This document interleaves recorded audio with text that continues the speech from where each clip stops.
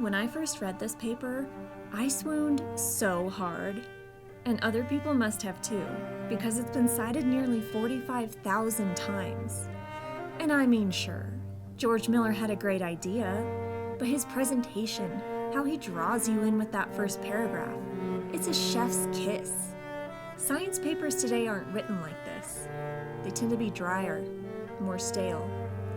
I'm tired of writing these kinds of papers. I want to write papers full of whimsy and humor, and papers that feel light and personal, or maybe sometimes sarcastic and dark. So, some friends and I decided to write a paper where we tried to engage in a more conversational tone throughout the text, an homage to papers that were written in George Miller's time. Recently, or not so recently at this point, I got an email saying that this paper had been rejected. And when I read the reviewer comments, I couldn't help but have a good laugh. So, let's talk about it. Welcome back to another Weekly Chew video. It's been a minute since I last posted, and by a minute, I mean a year. I've tried to film this particular video 2 or 3 times already, like full on sweating in a raccoon suit and all, but each time I go to edit it, I don't know. I feel like, if I film the video to have a lot of jump cuts and a lot of silly stuff, then I actually feel like the tone comes across as sounding either angry or entitled. Funnily enough, this video is about tone. I think what I'm going to do is try to make this video more long format and introspective. I don't really have a script for it. I have an outline of talking points. We're gonna see how that goes because I am not someone who tends to just talk. My inside thoughts, they stay inside my head. They do not come out of my mouth. Maybe no one's gonna watch this. No one watches most of my videos anyway, so maybe it doesn't matter. All right, so for those of you who aren't in academia, scientists, they do their little research and then they write up all of their results in a document that they call a paper. So what scientists do is they write their papers and then they submit them to an academic journal where it undergoes what's called peer review. Peer review is when the editor of the journal, they reach out to other experts in the field. Those experts then anonymously review your manuscript and then they provide comments, criticisms, feedback. They ultimately either recommend it to be published, oftentimes with some pretty major changes, or they just outright reject it. And paper rejections happen. I've had it happen to myself a couple of times. My friends have had it happen to them. Honestly, it happens to everyone at some point. You'll rarely have the editor tell you exactly why the paper is rejected. Normally, you'll just receive the rejection and then a laundry list of concerns from the reviewers. Now, at this point, I've written or been a co-author on a couple of dozen different papers. I've been a guest editor for a few different journals, and I'm currently serving as an associate editor for a journal. So I've read a lot of reviewer comments, not just for papers that I've written, but also for papers that have been submitted to that journal. So I think I have a pretty good idea, at least for my field, what constitutes minor revisions versus major revisions versus outright rejections. And for my paper that got rejected, 2 different people reviewed it, and I would say by and large, their recommendations, their criticisms, they were all pretty minor. These were things like, oh, you missed some references, or you need to better justify how you grid your data.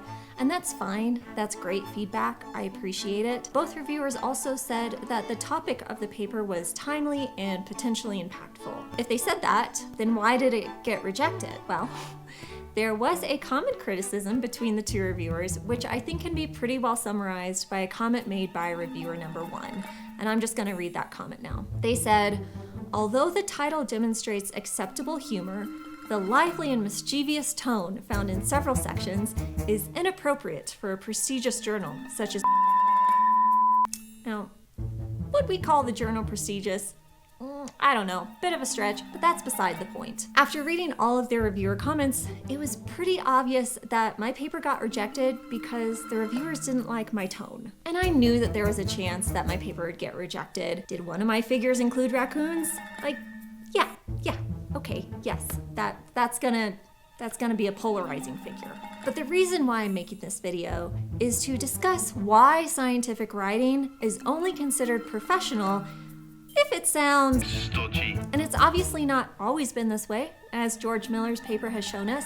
And what I would like us all to think about is whether our quest for the ultimate formality, and by extension, perhaps the ultimate uniformity, is having the effect that we want it to. And although this video was motivated by my paper rejection, I do want to try to separate this discussion from the specific comments that the reviewers made about my paper. And of course the reviewers themselves. Not here to hate on the reviewers. I think it's natural that our writing is going to reflect the personality of the writer. And when I think of qualities that scientists possess, I think that scientists, they tend to be quantitative, they tend to be precise and clear. They also tend to be very curious. And when I think of scientific writing, overall, I do think that it tends to be quantitative. I think it tends to be precise and clear. But do I think that the scientific writing of today tends to convey curiosity? Because when I think of curiosity, I tend to think of playfulness. Now, do I think that most science writing of today is playful? No, I don't. I actually asked Gemini to rewrite George Miller's paper, The Magical Number 7 plus or minus 2, to make it sound more professional.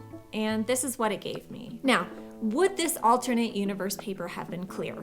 For sure. But do I think it would have been memorable? Now, I know that there's no way to know this for sure, but I think that if the paper had been written in this dry, professional manner, that not as many people would have read it or continue to read it to this day. I think it would have been at risk of being swallowed up by the noise, the tsunami of other academic papers that are currently being published. Now, I know that scientists are supposed to be these people who are above emotion. I think we have this belief that if we have an important result or finding, that it's going to be embraced by the scientific community based on its merit alone, and that it shouldn't matter how it's communicated because that result is pure and its importance will be immediately apparent to everyone around. But I think that idea is kind of silly because if it were true, more of you would accept my review requests. Personally, I enjoy reading papers that sound different. I like reading papers where you can tell that the author put some of themselves into the text.